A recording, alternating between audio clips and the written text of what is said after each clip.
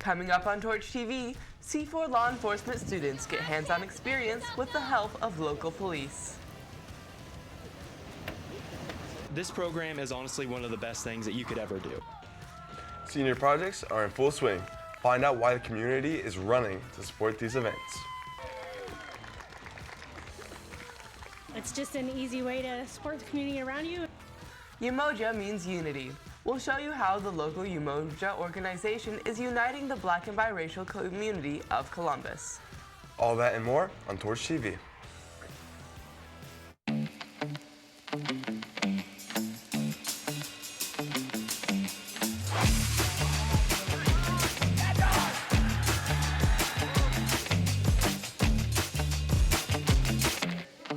Onward and forward.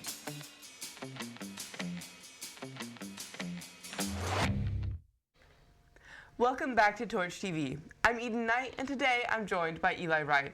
Eli, we are Hoosiers, and it's the first month of basketball season, so I gotta ask you, what basketball team are you representing this year? I gotta say, my 4-0 Hoosiers. Let's go Hoosiers. Newly 4-0, I hear. I heard, yeah, last night. Yeah. You're not a Purdue fan? Not a Purdue fan. Never? No? No? Never. All right. Now let's get right into this week's show. Do you play guitar, bass, or the piano? The show choir backup band, East Side Soul, is still looking for musicians until the next week on the 27th.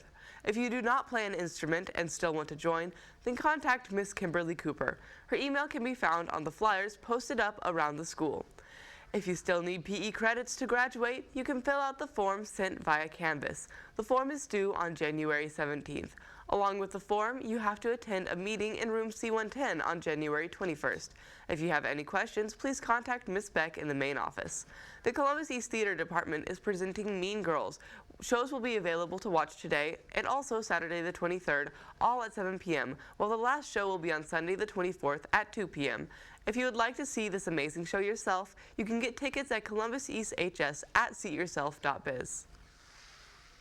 Now, onto the show. Recently, students who participated in traffic stops got to see that law enforcement doesn't always have to be learned in a classroom, but can also be taught on the field. The C4 Criminal Justice Program teamed up with the local police department to give students a hands-on experience with the many different situations our law enforcement officers face on the field. We have a lot of students that are interested in becoming law enforcement or working in corrections or probation within our courts system, and then they choose to stay within our community and work with the agencies that are helping them out today. So today we're out here with C4 with their law enforcement program. We're working on traffic stops and kind of going through every scenario of every traffic stop here with all the students. They are doing routine traffic stops, high-risk traffic stops, operating while intoxicated traffic stops, and they're being graded by officers instead of by me. This experience lets C4 students explore the benefits of being a police officer and what exactly the job entails. It's really beneficial. I didn't think I wanted to at first when I took Criminal Justice 1, and then I got more into it, and I completely changed my whole career path. So. Even if you don't have an interest in being a police officer after high school, it's good to be exposed to this just so that you know this is what people deal with on a daily basis, and this is what they see, this is what they do, and you get that experience in life and you get that respect for these people. And that's something that's really important to see and hear, and maybe even after taking this program, it'll kind of change your mind about life and see maybe that's a career you want to do. The minute you go hands-on and you start learning things hands-on, getting in and out of the police cars, you have role players that are not being compliant or not listening to you. It gives people a real idea and a real sense of like what we do as law enforcement. And it also gives them good hands-on experience that they get to sit and see like, oh, it's not just all classroom work. We get to be out and have fun getting in and out of cars. For students passionate about the law enforcement pathway, this program provides students with the real-world perspective on the situations and responsibilities that come along with wearing the badge. This program is honestly one of the best things that you could ever do. Just gotta have a love for criminal justice and want to learn about it more. Now we head over to East Media's Alexander Nimphus with this week's weather forecast. Thanks, Eli. On Friday, it will be mostly cloudy with a 15% chance of showers, the high near 44 and a low of 34. On Saturday, partly cloudy with a high near 46 and a low of 31. Finally, on Sunday, it will be mostly cloudy during the day and a 40% chance of rain Sunday night with a high near 55 and a low of 44. That's all for weather. Back to you, Eli. There are more than 800 senior projects in BCSD every year, and one of the most popular is the Charity 5K. These events bring runners together to support our seniors.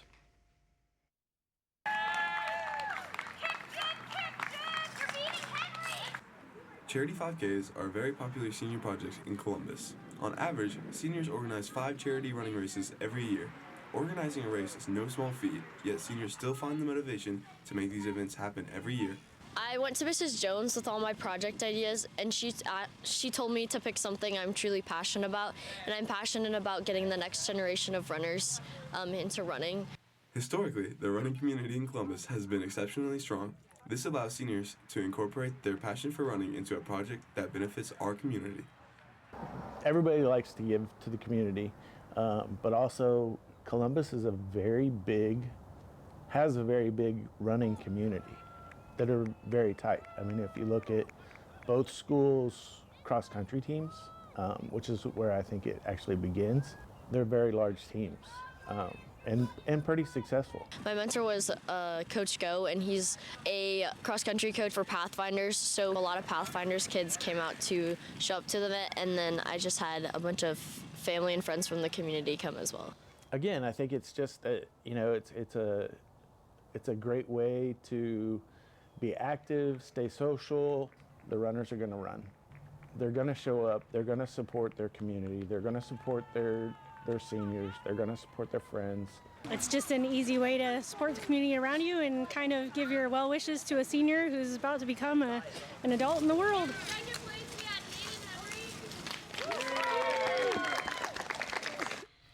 After this short break, we're going to head over to Umoja and see how it impacts the Black and biracial youth of Columbus. As well as that, the Yes Cinema Film Festival and the different stories it tells through movies in Columbus. All that and more on Torch TV. Oh, and also, you can only wear track pants or sweats on Fridays. But it's not just you. We all have to follow those rules. Mm-hmm. Oh, and also, most importantly, if you forget your lanyard, you can't sit with us, because that'd be so embarrassing. Yeah, and like, orange would not go with my pink hair, like, ew. Oh, hey, girl! Hey! Where's your lanyard? Oh, it's not what it looks like. You know the rules, Regina. Can't sit with us! Fine then, take a picture. It lasts longer. That was so not nice. Now to Guillermo Linneman to share with us more about the Umoja community and what they do for Columbus. The Umoja community is an important and crucial part of Columbus that helps to bring together and unite each other through our culture. When working with the Umoja community, being involved in the Black and Black biracial youth of Columbus is self-rewarding in a number of ways, such as learning in depth about education through the eyes of Black students. So our Umoja students, the Black and Black biracial students here at East, we wanted to promote and encourage them to achieve academic excellence. So we wanted to meet with them throughout the school year, quarterly, to continue to encourage them to reach those goals of being at school, getting good grades, and good behavior. So I just love helping people, and I know that they're working so hard, and there are sometimes some barriers there. Quite often there are barriers. So if I can work with other community groups to be able to help people, I love that. Plus I just learn so much all the time from being around young people. This organization has been vibrant in the Columbus community for some time now and is still making a massive impact today. There are many communities of Umoja across the country, all determined to try to make culture and education a fundamental compound. Umoja seems like an inviting place for the youth of Columbus. Is there any way I could find out any more about how to get involved in the community outside of school? There are many ways to find out more information. Umoja is very active on social media, particularly Facebook and Instagram, and is constantly posting about new events and how to involve yourself, as well as pictures from previous events. Now we head over to East Media's Colin Wolf with the most recent in sports.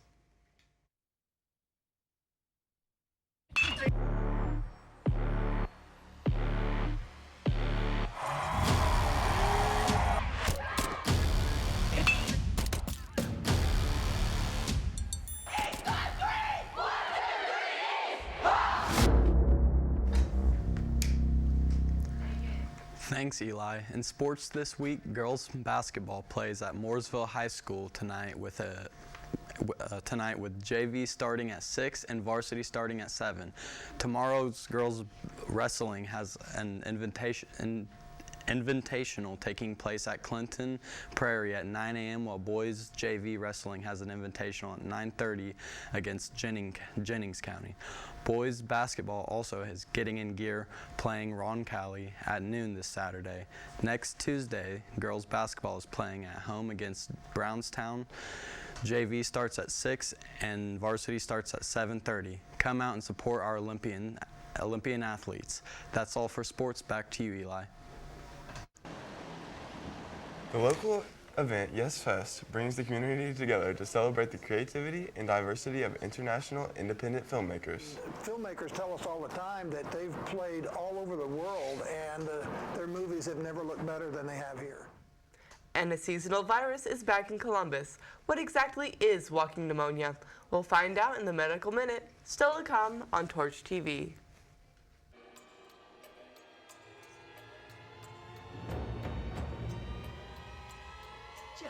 Put it on.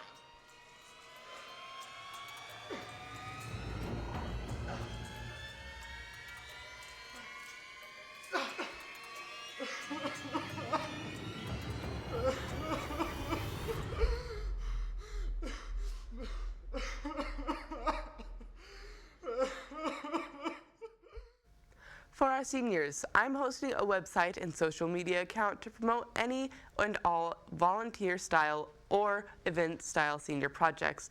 Just send in a flyer or project information to 25nightl@students.bcsc.k12.in.us and get some free advertising. Yesterday, November 21st, was the start of Color Guard tryouts. Today from 6 to 8 p.m., Color Guard tryouts will be held again at Columbus North High School.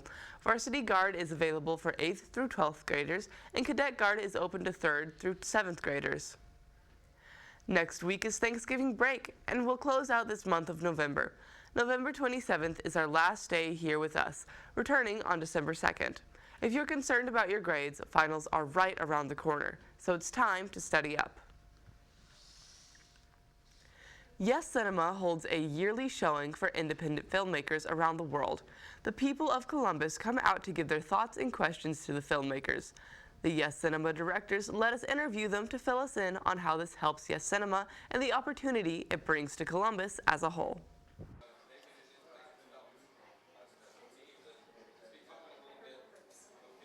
This is about the 15th year that we've done it. We've literally had filmmakers from all over the world come and visit. But a lot of folks think that you can only get this in a big city, right? So here you have an opportunity to come to Columbus, Indiana, get an opportunity to sit down and see future filmmakers. It's always, to me, it's watching Yes Fest grow and be accepted by so many filmmakers, and those folks looking forward to receiving our laurels. It makes you feel good that, hey, we are somebody. Now we head over to East Media's Abigail Nolman with the most recent news.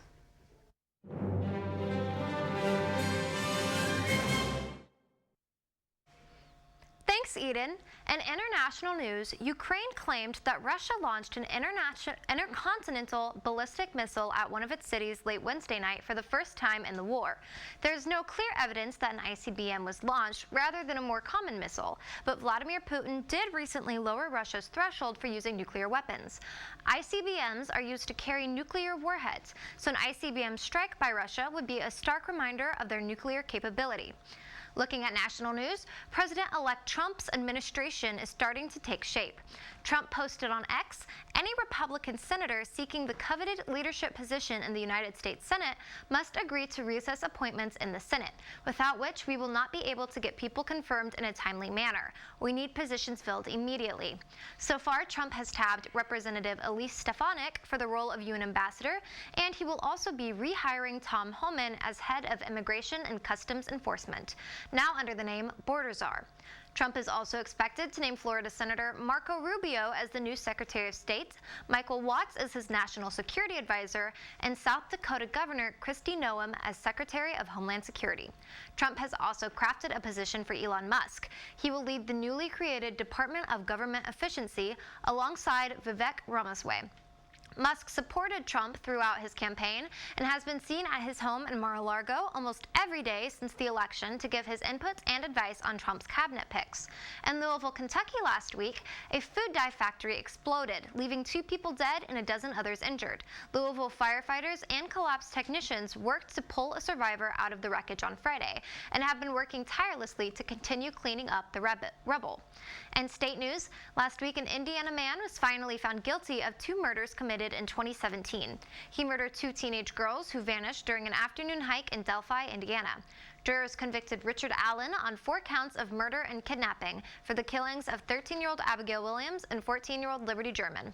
That's all we have for news. Back to you, Eden. Lastly, we head over to some of our friends from the C4 Medical Collaboration with the most recent medical news.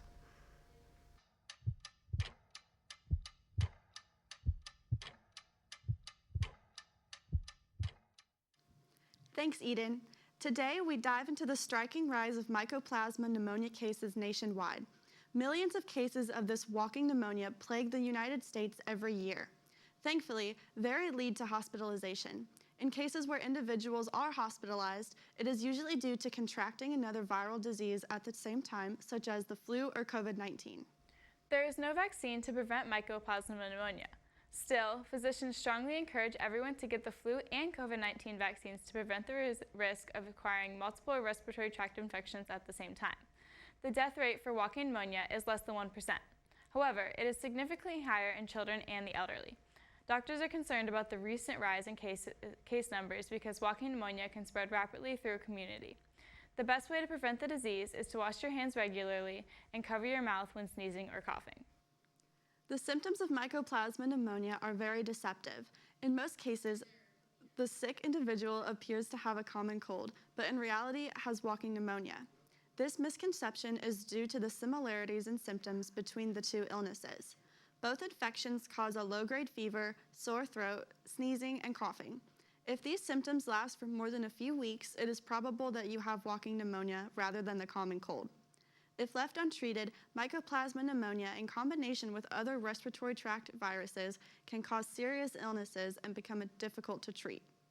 As cases of walking pneumonia increase in our community, it is even more important to wash your hands, stay at home when you feel sick, and get vaccinated to keep yourself and others safe. Stay healthy, O's. Back to you, Eden. That's all we have for today. From me, Giram, Alex, Colin, Abby, and the rest of the Torch TV crew. Thanks for watching. I'm Eden Knight. And I'm Eli Wright. Remember to take care of yourselves, others, and the place. And as always, try to be the best part of someone's day.